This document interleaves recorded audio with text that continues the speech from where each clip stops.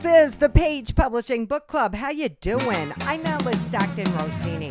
Roy Chauvin got a mischievous kind of satisfaction writing blistering letters to his state agency in Louisiana, exposing corruption, trying to right wrongs, and in the process won the heart of local media outlets that ate up every word.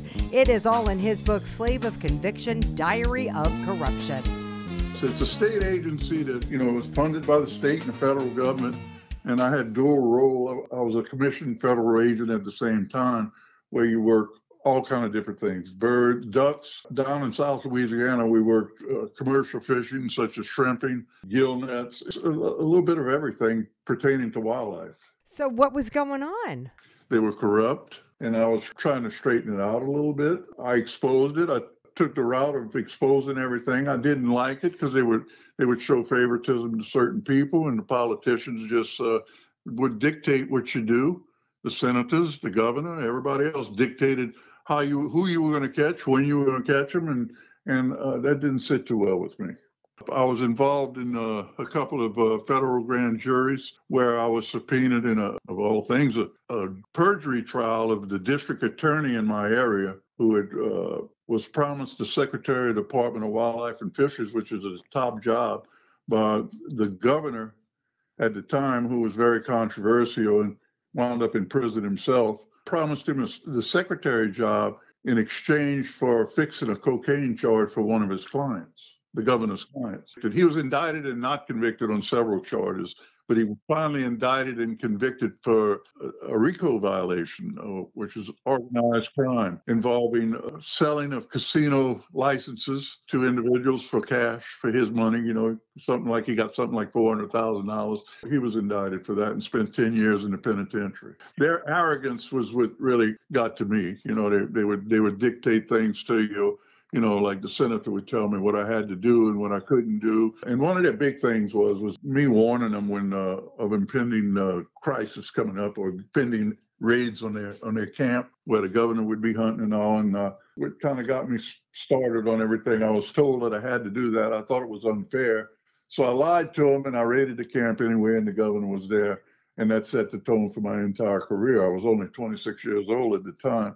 There was no turning back. I had to continue just with exposing corruption from that point on. And it never stopped. It was all different various forms of corruption, including judges and federal judges and all. So I didn't limit my scope to anything. Anytime I ran across corruption, I dealt with it. And it cost me my career, but I retired with a mere pittance of a retirement because I didn't play the game, and I could have very well played the game, but I didn't. I chose to be fair and honest, and that was not very popular with powers that be. I'm surprised you survived. Everybody that reads the book says that, but I was shot at, run over, all kind of stuff. Blew the front door off of my house one time, and I was called by the United States Attorney in New Orleans and he gave me a grand jury subpoena for life to protect me. He said I was dealing with, quote unquote, I was dealing with some really bad people. And he was right. And for some reason, I just kind of fell into those kind of things. I don't know why. I think God chose me to do that. It was more of a vocation rather than a job. And I was amazed at how arrogant they were, and they just keep challenging me, and I'd keep nailing them. And the media made me, I don't know if I told you, the David and Goliath, and I was the David. It was the New Orleans media. I had a wide media base in Louisiana that supported me.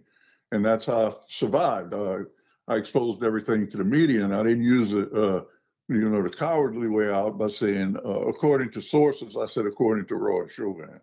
And I just called them what they were and said how it was, and it kept them at bay, So much so that I did a National Geographic thing in the 90s, and I was well liked by the media. And I did a thing in Minnesota, which made that writer got all kind of accolades for an article that he did on ducks concerning corruption.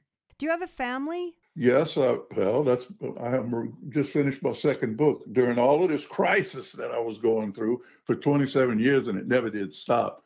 Me and my wife were foster parents, and we raised 25 children, and we adopted 5 children, have custody of one, and still foster a 37-year-old autistic child.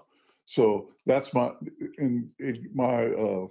fostering of children got tangled up with the state to kind of put me in line. And it's part of the book where we were trying to adopt some children, and they tried to take them away from us because I wouldn't play ball. And they tried to have a sanity hearing on me one time, and I used to attack. I was very vicious when it came to that, and I called it the wrath of Roy. And I would attack them when they gave me trouble, and didn't let them get away with anything, and just I was in your face type of stuff, but I always had documentation. So I have one last question, Roy. Who's going to play you in the movie? Well, Keanu Reeves or Mark Wahlberg. Because you got the stuff movies are made of. Yeah. All right, Roy, I'm glad you lived to tell the story. James Wigfall gives back by running a nonprofit for seniors in Seattle called Sound Generations. He learned what it takes to be a compassionate, respectful, and disciplined human being at a military school in the South in the 70s and based his book Standing Tall on his experience and choices. It's about a young black teenager in the late 70s going to a military college in the South. And he actually grew up, his father was in the military, so kind of had that discipline growing up, and decided to follow his father's footsteps and go to a military college. And at that time, they had recently started admitting African American students to the college, and so there weren't that many of us on the campus in the South. And so there were a lot of challenges from classmates to professors, societal challenges that he faces, and he's able to persevere and make it through that challenging year. The city of Charleston at the same time, they were trying to revitalize and transform. And so the mayor was actually trying to initiate change within the city at the same time that the protagonist, Stephen, was having these challenges in college. And one of the things was homosexual activity. And Steve stumbles across one of the upperclassmen kissing another cadet. And his moral dilemma is to be public and let people know what he saw, which would definitely damage the two individuals, or keep quiet and preserve the reputation of the school. They were more afraid and nervous of being exposed than trying to inflict harm. So that's what we find out in the book, how Steve deals with this dilemma. Exactly. So was this kind of cathartic to write this? It was, and it's interesting because a lot happened then, and actually they even did a special on 60 Minutes and had my freshman year picture on the show and stuff. And so a lot of my classmates, when they heard that I wrote the book, were contacting me and saying, "Hey, should we be worried? What are you sharing here?" And I didn't try to throw anyone under the bus or anything like that. But it was definitely cathartic to tell the story. And a lot of my classmates, tell me they didn't even realize the challenges. I mean, you'd be in a setting and they would tell an off-color joke, but they'd say, "Oh, but this isn't about you because you're different." It was different. Your story, Standing Tall, that you're talking about right now, how did it wind up on 60 Minutes? They were talking about hazing that was going on at the military institutions. Well, how did they find their way to you? I don't know that. And it wasn't just me. So the way that the school's divided, there's rifle companies, and each company, they have their freshman class, and you have to take a funny picture that goes into the annual every year. And so in our funny picture, a guy had a gun to my head, and there was shaving cream on my chest, and then all the other guys around us. And so that picture, it was taken out of context because it was basically saying that that's part of the brutal hazing that goes on. At that time, it was part of the tradition. But most of the time, it was group activity. But there were instances where, you get singled out and have to do a little extra. And so, like, ultimately, does that make you stronger? Yes, definitely. I mean, that's one thing. I an advocate of the school and really feel that that's what made me who I am. And I look back on it and appreciate the journey. Definitely made me a better person. You learn how not to treat people, and what you can do, but then also know the right way things should be done, and then also that you can dig deep and make it through some tough challenges. So I'm on the foundation board for the school, and went back for our quarterly board meeting, and to my surprise, the chair of the board congratulated me on the new book and said that they're looking forward to it being in the bookstore, and so they're embracing it. All right, good to hear, James. Thank you. A phys ed teacher, MMA champ, kickboxing world champ, and boxing champ, Dr. Rashad Vance grew up in Baltimore, Maryland in the 80s and 90s. If you've seen the show The Wire, you have an idea of the kind of world he grew up in. But he worked hard at sports and SAT prep courses. He got a doctorate in education, came back to his community hoping to make a difference, and tells his story in Goal Setter, How to Win at College. Well, so when I wrote my dissertation, I talked about 5 inner city black men that if they didn't play sports, they would have never pursued college. And that was my personal story because I had a lot of challenges. I mean, I just set a goal to wrestle Division One. And so pretty much when I finished my dissertation, I knew I needed to get my story out there. I scored high on the SAT, and that's what got me in the college door because, I mean, I wrestled and I became good in wrestling. So the athletics wasn't a problem. It was just getting the SAT score. And then once I got the SAT score, it was just not getting into trouble because my friends, even the ones that came from good neighborhoods, they were still getting in trouble. They were even getting in trouble or they were having kids too early, which was reasons why they couldn't go to college, a lot of them. But you have an incredible drive. Not everybody can do what you've done. Or do you believe they can? I believe they can, but they just have to find something that they're very passionate about. And then they can't do things like, I understood that I couldn't get in trouble, and I understood at an early age that if I had children prematurely, that can diminish my chances of doing those things. So I didn't have any kids, so it was pretty much I had to work and go to school pretty much. So me staying out of trouble, like I didn't drink, I didn't smoke, I knew not to hang out super late when I was trying to get my schoolwork done. So just staying out of trouble, that was the hardest thing. And that's pretty much how I did a lot of the stuff I did. I can say this, when you go to college, you're extremely poor because a lot of us inner city black men, we don't have a lot of like resources as far as the financial backing. So when I took my job teaching, I think I was making $50,000 a year for a man with no kids in that time. That was only like $1,000 every 2 weeks. And that's just not a lot of money when you look at rent, a car payment, and all that stuff like that. So it's so easy to get caught up in the streets when you can't go with your parents. You don't have the money to really pay. So sometimes, like when I worked on my doctorate and I brought a house, I had 3 jobs while I was a doctoral student. So that was a challenge, but it was just me.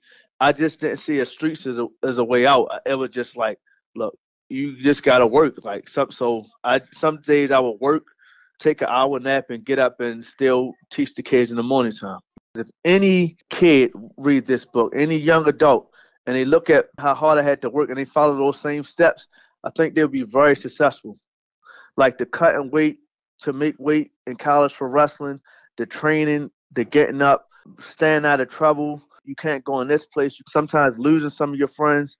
So much stuff that I saw throughout my life and so many challenges I had to overcome. And then I was diagnosed with dyslexia my senior year in college. So just doing that and deciding to get a doctorate degree, it wasn't easy. It was kind of challenging, but me just being driven to set a goal and keep working at it, that's kind of like why I call it the book Goal Setter. The only way my book is really being promoted right now is pretty much through my fights. So I fight for an organization called Street Beast for my boxing matches. Then they have like 3 million subscribers. So every time I fight, I wear a T-shirt with a picture of my book, and I say you can get this book, Goal Setter: How to Win in College, on Amazon, and Barnes and Noble. So everybody in my fighting organization knows about the book. That's a good start, Dr. Vance. You really are an inspiration. Thank you. I caught up with Tim Gale in between sports reports on the radio in Alabama. He also helps with a local bowl game called Crampton Bowl. And when he started looking into its history, he knew he had a winning book entitled Crampton Bowl. We play local high school games here, so can't tell you how many I've covered in my lifetime, but for the last 40 years, and then before that, when my dad used to take me to games out there, and then we had the annual Blue-Gray game there, which was a college all-star game in 1939 to 2001. So I went to those every year. And then we kind of started this back up with a Camellia Bowl here in 2014. So I help out with a bowl game every year. It's a legendary stadium. Yeah, well, I mean, what made it so great is you're like, Billy Graham came and spoke here, and there's places like, I don't know, I'll just say New York, where he might have drawn like, 180,000 people, but he drew like almost 100,000 in Montgomery, So, I mean, it's like person for person, he probably drew more people to this rally than he did any other, and it's like, wow. So it's interesting stuff like that. Bear Bryant, Babe Ruth, people like that played in that stadium. Back in the days, it was a baseball stadium. It's now a football stadium, but it was a baseball stadium and football up until 1949 when they built the new baseball, well, it was new then, the new baseball stadium across the street. And so it's had all kinds of baseball all-stars, Ted Williams and Lou Gehrig, and in that stadium. So all of the years that you were covering games in that stadium, were you aware of this rich history? No. Well, I mean, you're aware of a little bit of it. You know that Babe Ruth played there, and but you don't know whether he played a game there, or it turns out they played, I think, about 4. And then later the Yankees came back in the 40s. That would have been Joe DiMaggio and that group. They came back for about 3 or 4 games in the 40s. So you don't realize that the Yankees had been there 7 or 8 times. You know that Alabama and Auburn played football games there. The Blue-Gray game's been there, and a lot of people that have played in that. But no, there's so much of the history that you don't know until you go back and research. And I can't make everybody around this area go out and buy a book, but I'm saying if you were a sports enthusiast and you bought one, you'd go, wow. And if you lived, Los Angeles or New York City, I mean, where else has Jerry Rice? He played as part of the Blue-Gray game. Bear Bryant played as part of Alabama's team. And so where have all this kind of different people played? I dare say there's probably not another stadium like Crampton Bowl anywhere. Because if you think about it, it was built in 1922, so it's 100 years old now. I think the Rose Bowl, I believe, was built in 22. Those two are about two of the oldest stadiums around. And if you think about the newer stadiums in bigger cities, they were built for a sport. This one is built like multi-purpose. Well, and the fact that it's still here and it's still in use. Yeah. Because they love just building them and tearing them down and building new ones, You're right about that. Howie Long obviously stands out because everybody who watches a football game knows who he is. Yeah. I mean, because he's a commentator now. And most of that whole crew, Jimmy Johnson coached for the blue team, I think, in the Blue-Gray game. And Howie Long played for the blue team, not the same year, but he played for Villanova. So, yeah, something like about 16. There's a stretch there that there's about 16 consecutive Super Bowls that had a player in it that had played in Crampton Bowl. And I was like, wow, that's neat. I do, some correspondence work for the non-daily paper here, and so they wrote a book review, and then this radio show that I got to be on, he's got an internet website, and it's got a link that you click on that, get the book. And It's hard for me to stand up on a podium and look over a crowd and be just as forthcoming, but I can do it over the phone real easy. Yes, you can, Tim. Thank you. A school teacher, minister, and researcher in the San Francisco Bay Area, Frederick Rich takes a new route with a familiar story in his book, Joshua and I. I'm so happy for my affiliation with Page, which brought me to the publication of Joshua and I. It may surprise a lot of folks to know that when I was in college, I had a dream, and in the dream, for some reason, going back to ancient times, it was I who was Joshua's best friend. And we went on these different journeys. And so, shortly after that inspirational time, I wanted to actually do something with the dream I thought that I could expand upon so that children could appreciate the theme of what I had gone through. And that's really the genesis of Joshua and I. Basically, it's a journey back in time that has to do with falling asleep on one particular day after having been disappointed in not being able to play with friends. And the main character dreams about faraway places, and he comes across this particular character who finds him alone and reminds him it's not good that folks should be alone. But then the theme of the story progresses to the extent where you understand how important it is not only just to have a good friend, but to be a good neighbor.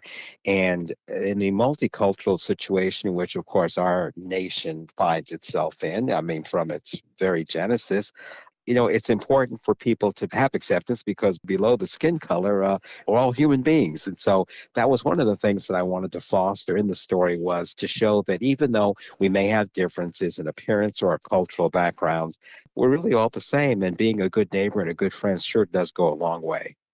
Joshua is charged by God with a mission to deliver his people at a place called Gibeon, and they were successful. And it came to a point where in the story it says, happy is the man or woman, boy or girl who loves and, obeys the Lord. And for me, because of the way I was raised, I was pleased to say I'm dedicating this work to my Lord and Savior, Jesus Christ. And I would be remiss if I didn't mention my illustrator, who we were in college together in upstate New York at Nyack College, and she was a wonderful artist, and her brilliant work in the book just really stands out. The colors are brilliant. Attention to detail certainly does come through. So Nancy Dan is to be applauded for the gifts that she's been given, and it was my privilege to work with her. It's interesting because my pastor was one of the first to make a purchase, but the thing about it is that this all came as a result of remarks that were made on Facebook. So this book has had a nice exposure in social media through Facebook, Instagram, LinkedIn, and more recently TikTok. And so I've been gratified by that exposure to it, as well as my local Barnes and Noble store. They actually had featured this book and me as one of the local authors in Solano County here. So that was a nice honor to have. For me, it was a first time venture, and I was very pleased as a result. Finally, Raynard Jones claims he was instrumental in the rise of Michael Jackson and the Jackson 5 in his book, The Long Journey to Glory, My Side of the Jackson Story. I'm responsible for Michael Jackson's first public appearance on stage, and I actually built the prototype for the Jackson 5. So I wanted to share my story because the world doesn't know the real beginning of the Jacksons and the Jackson 5. You say you're responsible for Michael Jackson's first performance. Yes, I'm responsible for launching his career. We started practicing when Michael was 6 years old, and I didn't get an opportunity to arrange for him to perform until he had turned 7.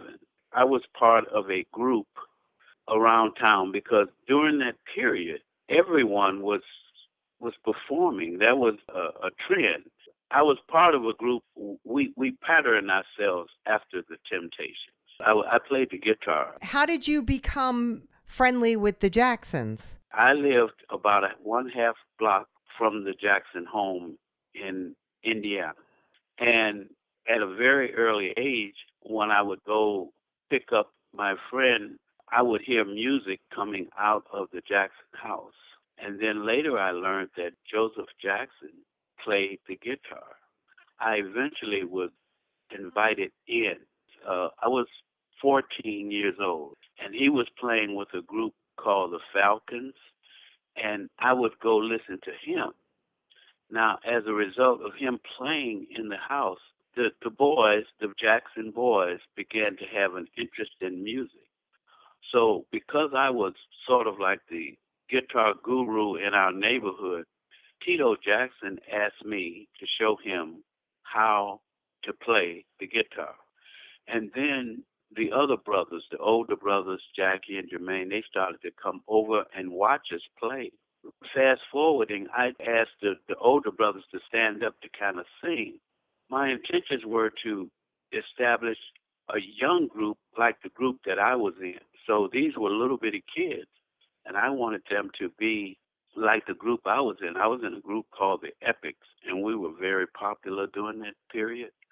And that was one of the reasons why Tito had asked me to show him how to play.